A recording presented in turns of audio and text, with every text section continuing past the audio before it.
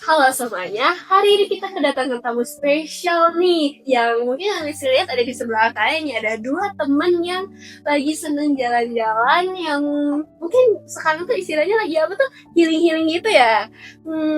Oke langsung aja daripada lama-lama kita welcome ada Leonita dan Denova. Halo semuanya. Oke.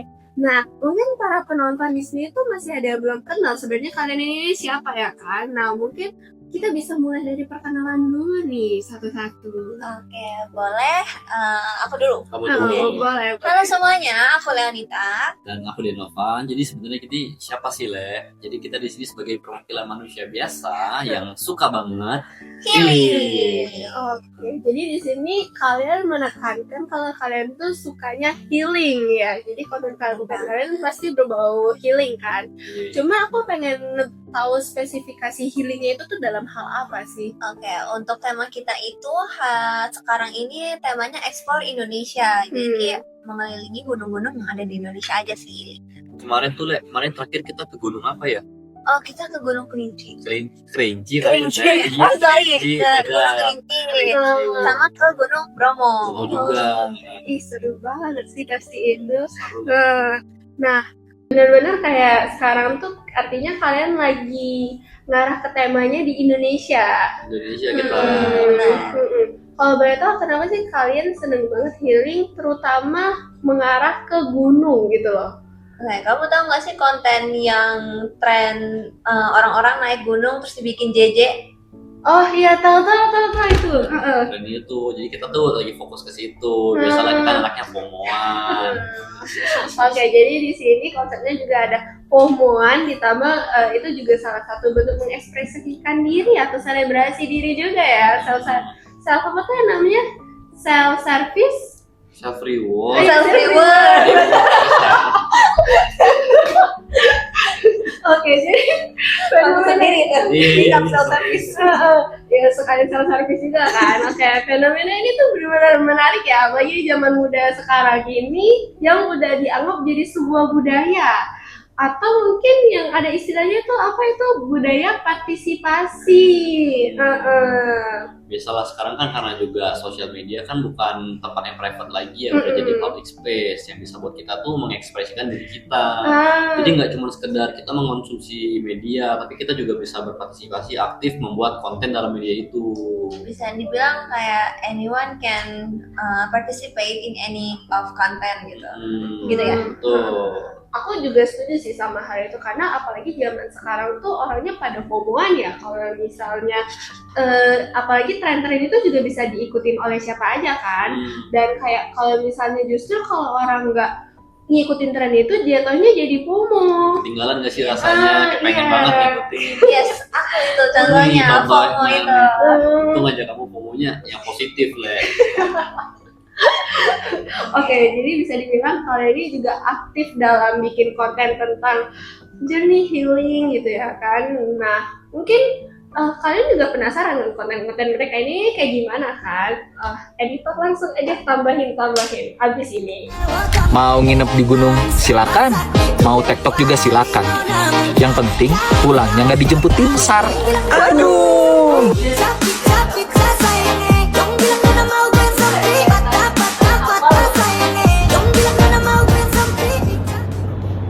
Wah, seru banget ya video-video tadi. Ya pastinya dong, itu kan video kita berdua ya, Le. Ya. Sebenarnya buat seru-seruan awal aja sih awalnya, cuma kan jadi keterusan karena memang kita enjoy di situ ya, Le ya.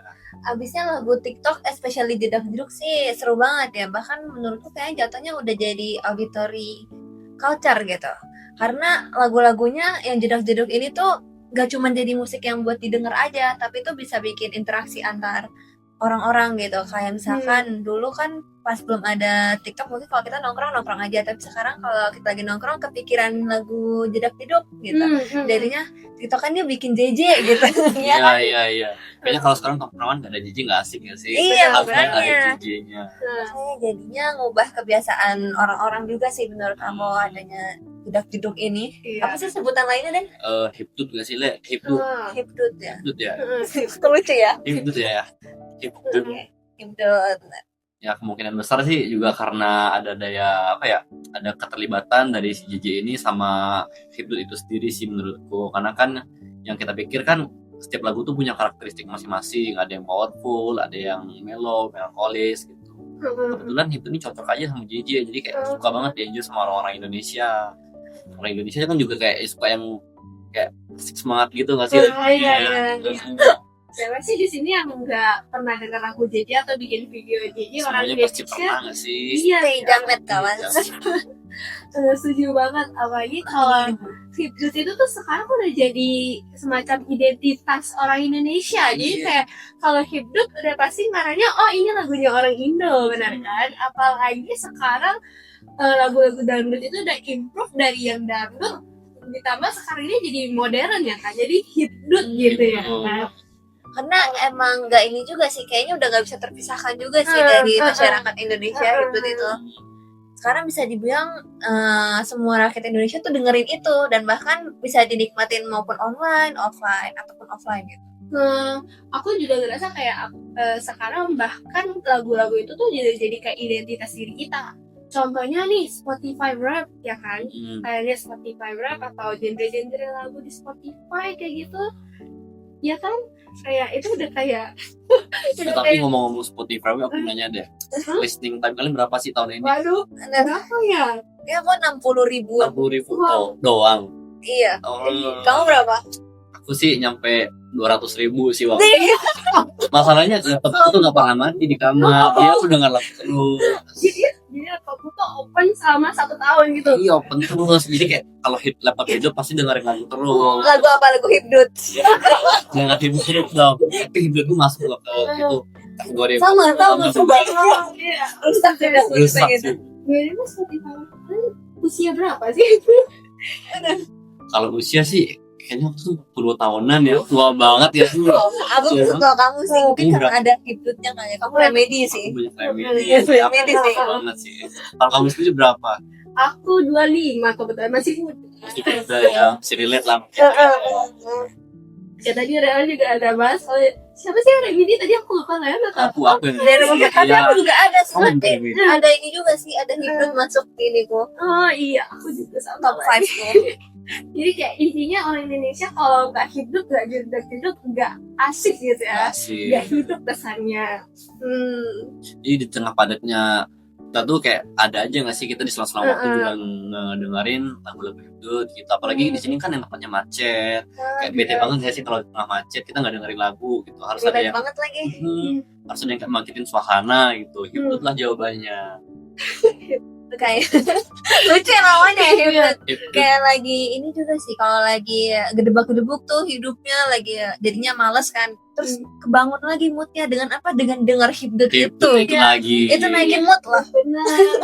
Bener banget, apalagi kayak di ibu kota yang padat macetnya di mana-mana, apalagi kalau pergi sekolah, pergi kerja atau mungkin pas pulang gitu udah pasti kayak apa ya, rasanya tuh stres banget bawa jalan. Banget. Solusinya Hibdut ya. Hibdut terus ya kali ini. jadi bawa motor yang tadinya stres, bawa motor yang tadinya stres, jadi kayak jeduk-jeduk. Enjoy aja nggak sih enjoy. Oke. Jadi ngobrol sama kalian seru banget ya. emang ini apa, timku emang cocok undang kalian. Emang cocok. Salah ya. Enggak salah. Oke, kita balik lagi ke topik tentang healing journey nih. Nah, kalian tuh pernah nggak sih kayak belakangan ini atau selama kalian hidup tuh ada ngerasain hal yang aneh atau hal-hal yang mungkin bisa kalian sharing deh gitu? Selama kita bikin konten sih nggak ada, puji Tuhannya, syukurnya nggak ada kejadian apa-apa ya. Ada sih. Cuman terakhir tuh ada lewat yang aku sempat kasih tunjuk kamu juga. Oh yang itu yang selingkuh itu. Yang selingkuh. Ada video selingkuh, tapi itu sempat viral juga loh. Oh ya? Apa aku tunjukin dulu deh. Kok aku nggak tahu ya? Ya ini belum update nih berarti. Kurang Hibdut Kurang ini. Hibdut. Jadi gitu deh. Oke. Coba ya. Aku penasaran deh. Coba aku tunjukin dulu. Jadi selingkuh. Iya jadi itu ceritanya kan mereka lagi healing gitu.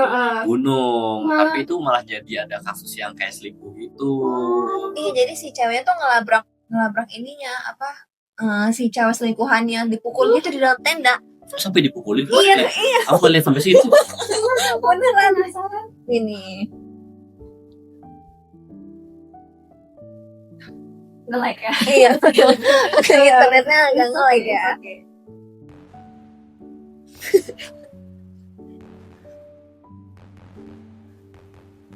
Oh itu tuh. Iya.